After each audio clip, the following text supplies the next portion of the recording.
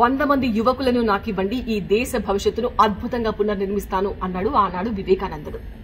ఎందుకు అలా అన్నాడు అంటే, యువత అంటే ఎప్పుడు నిత్య చైతన్యంగా ఉంటారు, ఊరిమే ఉత్సాహంతో ఉంటారు. వాళ్ళు అనుకున్నారు అంటే అసలు అది సాధించేదాకా వదలరు. ఇవన్నీ ఒకప్పుడున్న మాటలు. ఇప్పుడు తాజాగా చేస్తున్న పరిశోధనలు ఏం చెప్తున్నాయో తెలుసా? జెన్జీ కిడ్సే ఎక్కువగా అసంతృప్తితో బతుకుతున్నారంట. జెన్జీ కిడ్స్ అంటే 1996 నుంచి 2010 మధ్యలో పుట్టిన వాళ్ళను జెన్జీ అంటారు. జనరల్ గా అసంతృప్తితో ఉన్న వాళ్ళు ఎవరు అంటే 40 years 50 years అని ఒకప్పుడు ఉంటుండే.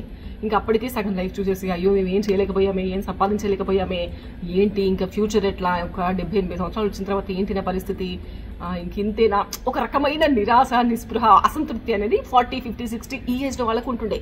కానీ ఇప్పుడు ఆశ్చర్యంగా జెన్జీ యువతలోనే ఎక్కువగా అసంతృప్తి కనిపిస్తోందంట. దీనికి కారణం ఏంటో తెలుసా? First social media. Yes, social media ప్రభావం వీళ్ళపైన చాలా ఎక్కువగా ఉంటుంది.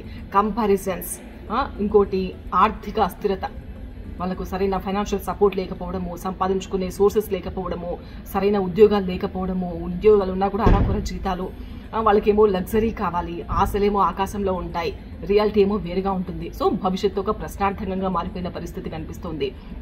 ఇంకా ప్రపంచవ్యాప్తంగా ఉన్న రాజకీయ అస్థిరత, ఇలా చాలా రకాల కారణాల వల్ల ఎక్కువగా యువత అసంతృప్తికి గురవుతున్నారంట. మరి ఇంకొక విషయం కూడా చెప్పింది ఈ పరిశోధన. ఇదేమి అల్లటప్ప పరిశోధన కాదు, 44 దేశాల పైన దీర్ఘకాలికంగా చేసి చెప్తున్న వాస్తవాలు ఇవి. ఇంకొక విషయం ఏంటంటే 1981 నుంచి 1996 వరకు పుట్టిన వాళ్ళు మాత్రం అద్భుతమైన మానసిక ఆరోగ్యంతో ఉన్నారంట. బట్ ఈ జెన్జీ యువత మాత్రం గత 10 ఏళ్లుగా మానసిక ఆరోగ్యం క్షీణిస్తూ వస్తోందంట. ఎస్, సో మరి దీనికి పరిష్కారం ఏంటి, దీని నుంచి ఎట్లా బయటపడాలి అని అంటారా? చెప్తా. ఫస్ట్ సోషల్ మీడియాని వాడడం చాలా వరకు తగ్గించండి.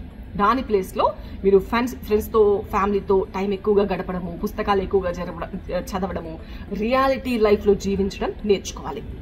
అండ్ వీటితో పాటుగా అవసరమైనప్పుడు కొంచెం మెంటల్ హెల్త్ సపోర్ట్ తీసుకున్నా కూడా తప్పేమీ లేదు. అలాగే స్కూల్స్ లో ఫోన్ అలౌ చేయడం ఖచ్చితంగా నిషేధించాలి. అండ్ టీనేజర్స్ కి ఈ డిజిటల్ సేఫ్టీ అండ్ చర్యలు అనేది ఖచ్చితంగా చేపట్టాలి. ఇవన్నీ పాటిస్తే నెక్స్ట్ ఆ సర్వే రిపోర్ట్ మనం తిరగరాద్దాం.